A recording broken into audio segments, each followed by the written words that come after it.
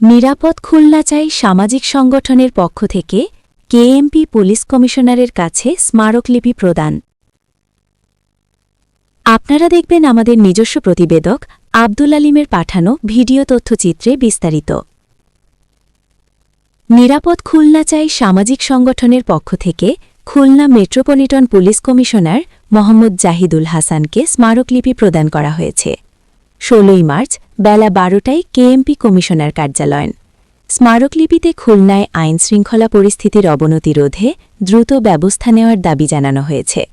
স্মারকলিপিতে উল্লেখ করা হয়, সম্প্রতি খুলনা নগরীতে খুন, চুরি, মাদক ব্যবসা, চাঁদাবাজি সহ কিশোর বাহিনীর দৌরাত্ম্য সামাজিক নিরাপত্তায় বড় হুমকি হয়ে দাঁড়িয়েছে।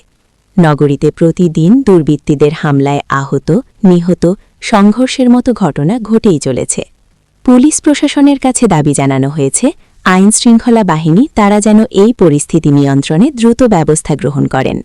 স্মারকলিপি প্রদানের সময় উপস্থিত ছিলেন নিরাপদ খুলনা চায় সামাজিক সংগঠনের সভাপতি সর্দার বাদশা, সংগঠনের সাধারণ সম্পাদক শেখ মোহাম্মদ দেলোয়ার, সংগঠনের উপদেষ্টা মোহাম্মদ আব্দুর রহমান, নির্বাহী সভাপতি নাজমুল তারিক তুষার, এসএম মোহাম্মদ আলীর, মশিউর রহমান টুকু, আনোয়ার হোসেন, চুন্নু খন্দকার, অ্যাড কিঙ্কর রাহা, সহ-সভাপতি তালুকদার মোহাম্মদ হেলালুজ্জামান, লবণচারা থানার সভাপতি হোসেন সুমন, মোহাম্মদ সাইফুল্লাহ বাবু, প্রচার সম্পাদক আব্দুর আলিম, সহপ্রচার সম্পাদক মনিরা ইয়াসমিন মনি, শিল্পবন্দর বিষয়ক সম্পাদক মোহাম্মদ তৈয়াব আলী, স্বাস্থ্য বিষয়ক সম্পাদক মোহাম্মদ রেজাউল ইসলাম রেজা, সহ ক্রীড়া ও সংস্কৃতি বিষয়ক সম্পাদক আফরোজা আক্তার মিম, মহিলা বিষয়ক সম্পাদক মুনিরা বেগম, সহ মহিলা বিষয়ক সম্পাদক প্রীতি আক্তার লিজা, সহ সংগঠনের দায়িত্বশীল আরও অনেক নেতাকর্মীবৃন্দ।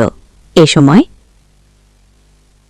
নিরাপদ খুলনা চাই সামাজিক সংগঠনের সভাপতি Sardar Badsha, Khulna metropolitan police commissioner Mohammad Zahidul হাসানকে বলেন, নিরাপদ খুলনা চাই একটি সামাজিক সংগঠন। সর্বপ্রকার দুর্নীতি, সকল অফিস আদালতে ঘুষ বাণিজ্য, খুন, মাদক, ধর্ষণ, চাঁদাবাজি, দখলবাজি, পাচার, ভেজাল খাদ্য, অবৈধ মজুদ সিন্ডিকেট সহ সকল অনৈতিক কার্যক্রমের বিরুদ্ধে জনসচেতনতা বৃদ্ধি এবং আইনশৃঙ্খলা বাহিনীকে সামাজিক দায়বদ্ধতায় ও রাষ্ট্রের কল্যাণে আইনের প্রতি শ্রদ্ধাশীল থেকে সহযোগিতায় আমরা কাজ করে যাচ্ছি। সামনে আইনশৃঙ্খলা বাহিনীকে সহযোগিতা করবে বলে তিনি জানান। কমিশনার সভাপতি সহ সংগঠনের সবাইকে ধন্যবাদ জানান ও বলেন, আইনশৃঙ্খলা বাহিনীও সার্বিক সহযোগিতা করবেন বলে আশ্বাস প্রদান করেন।